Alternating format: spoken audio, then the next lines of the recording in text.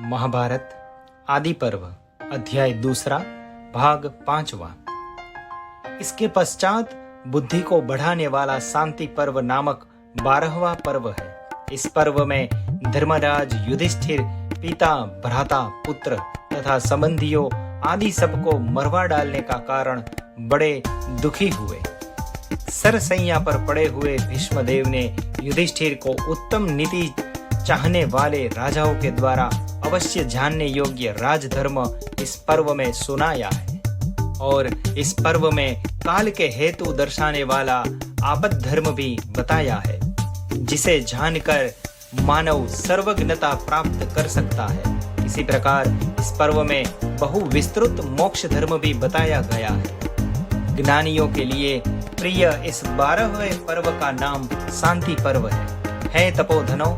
इनमें 339 अध्याय है तथा व्यास ने इस पर्व में 14,525 श्लोक रचे हैं। इसके पश्चात उत्तम अनुशासन पर्व जानना चाहिए, जिसमें कुरुराज युधिष्ठिर ने भागीरथी के पुत्र भीष्म का धर्म निर्णय सुन करके अपने स्वाभाविक भाव को प्राप्त कर लिया।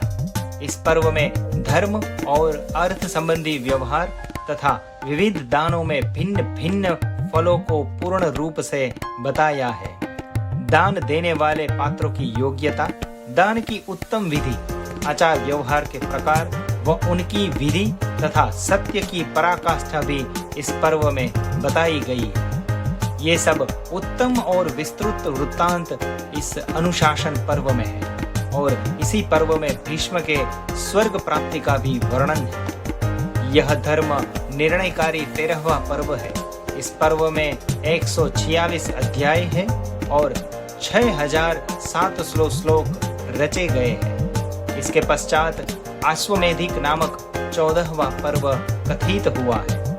इसमें सवर्त और मरुत का सुंदर उपाख्यान है।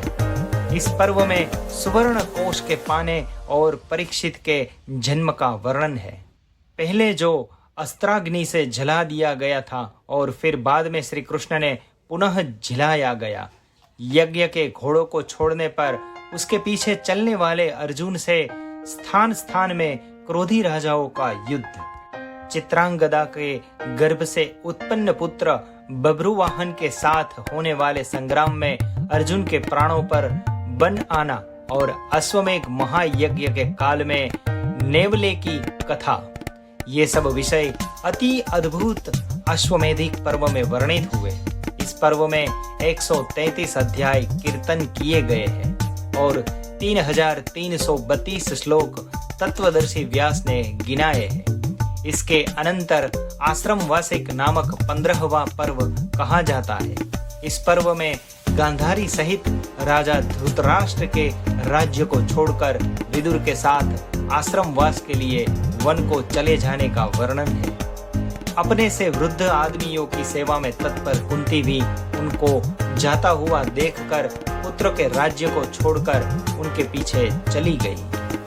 इसी पर्व में राजा धृतराष्ट्र ने युद्ध में मरे और परलोक को सिधारे हुए पुत्र, पौत्र और दूसरे वीर राजाओं को फिर आया हुआ देखा। उन्होंने कृष्ण द्वैपायन की कृपा से यह उत्तम और अत्याश्चर्य व्यापार देखकर गांधारी के साथ शोक का परित्याग करके परम सिद्धि प्राप्त की। जितेंद्रिय विद्वान गालव गण के पुत्र महात्म्य संजय और विदुर ने धर्म का आश्रय कर सुगति प्राप्त की। धर्मराज युधिष्ठिर ने नारद जी के दर्शन किए और उन्हीं नारद के मुख से ऋषियों के महान कुलक्षय होने की वार्ता सुनी। यह सब वृतांत अति अद्भुत आश्रम वार्षिक पर्व में कहे गए हैं। यह पर्व 42 की संख्या वाले अध्याय से युक्त है और 1,506 श्लोक इसमें तत्वदर्शी व्यास ने गिनाए हैं। इसके अनंतर दुखदायी मौसल पर्व को श्रवण कीजिए। जो लोग रणभूमि में सहज ही में अस्त्र के आघात सह लेते थे, उन सर्व पुरुषों में श्रेष्ठ यादव गणों ने ब्रह्मशाप रूपी दंड से पीड़ित होकर समुद्र तट के पास मदिरा पीने की सभा में पीकर तथा देव से प्रेरित होकर एर का तृण रूपी वज्राघात से एक दूसरे को मार दिया। इस प्रकार बलराम कृष्ण दोनों ने संपूर्ण यदुवंश का नाश कर स्वयं भी सर्वसंहारी समदर्शी काल का उल्लंघन नहीं कर पाए। नरश्रेष्ठ अर्जुन द्वारका में आकर और उसी यादवों से खाली पाकर बड़ी मन पीड़ा से दुख को प्राप्त हुए। उन्होंने अपने मामा यदुकुल में श्रेष्ठ वसुदेव का सत्कार करके सुरापान सभा में यदुवंशी वीरों का भयंकर विनाश देखा।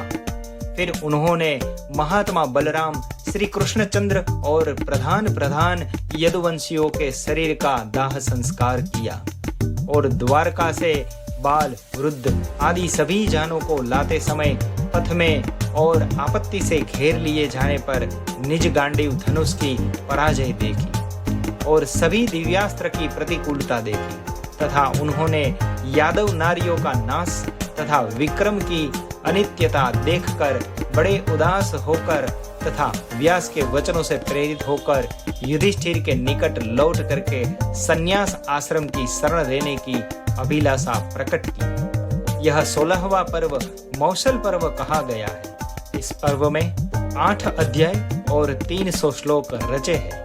इसके पश्चात महाप्रस्थानिक नामक 17वां पर्व है, जिस पर्व में पुरुष श्रेष्ठ पांडवों ने देवी द्रौपदी के साथ राज्य छोड़कर परम सिद्धि को प्राप्त किया। इस पर्व में तत्वदर्शी महर्षि ने 3 अध्याय और 132 श्लोक कीर्तन किए हैं। अनंतर अमानुषी आश्चर्य वाला स्वर्गारोहण पर्व जानना चाहिए। है तपोधनो, संख्या की दृष्टि से इस पर्व में 5 अध्याय और 200 श्लोक गिनाए हैं। इस प्रकार से संपूर्ण 18 पर्व कहे गए हैं। इसके पश्चात परिशिष्ट भाग में हरिवंश और भविष्य पर्वों का वर्णन है। इन सब पर्वों से युक्त महाभारत कहा है। 18 अक्षौहिणी सेना युद्ध करने के निमित्त इकट्ठी हुई और यह भयंकर युद्ध 18 दिनों तक चला।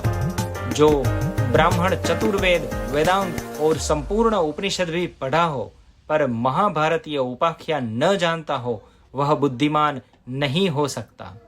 जैसे कोयले का मधुर कुंजन सुनकर फिर कौवे की कर्कश बोली सुनने की इच्छा नहीं होती, वैसे ही इस उपाख्यान को सुनने के बाद और कुछ सुनने की अभिलाषा नहीं रहती। जैसे पंचभूतों से तीनों प्रकार के लोकों की उत्पत्ति होती है, वैसे ही इस सर्वश्रेष्ठ इतिहास से कवित्व बुद्धि उपजती है।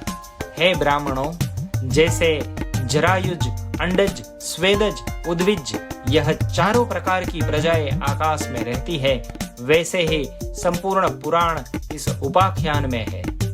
जैसे विचित्र विचित्र चित्त क्रियाओं में सब इंद्रिय को आश्रय देने वाली है, वैसे ही यह उपाख्यान दान, अध्ययन आदि क्रिया और शम दम आदि गुणों का आश्रय है। जैसे भोजन के बिना शरीर का धारण नहीं हो सकता, वैसे ही इस उपाख्यान के आश्रय के बिना भूमंडल में कोई भी आख्यान विद्यमान नहीं है। जैसे उन्नति चाहने वाले भृत्य कुलीन राजा की शरण लेते हैं, वैसे ही श्रेष्ठ कवि कुल कवित्व शक्ति की उन्नति के लिए इस महाभारत का आश्रय लेते हैं। महाभाग्यवान द्वैपायन के दोनों होठों से निकले हुए अप्रमेय पुण्यदायक परम पवित्र पाप विनाशी परम कल्याणकारक इस महाभारत के पाठ को पढ़े जाते हुए जो सुनते हैं, उनको पुष्कर तीर्थ के जल में नहाने की क्या जरूरत है। जैसे मनुष्यगण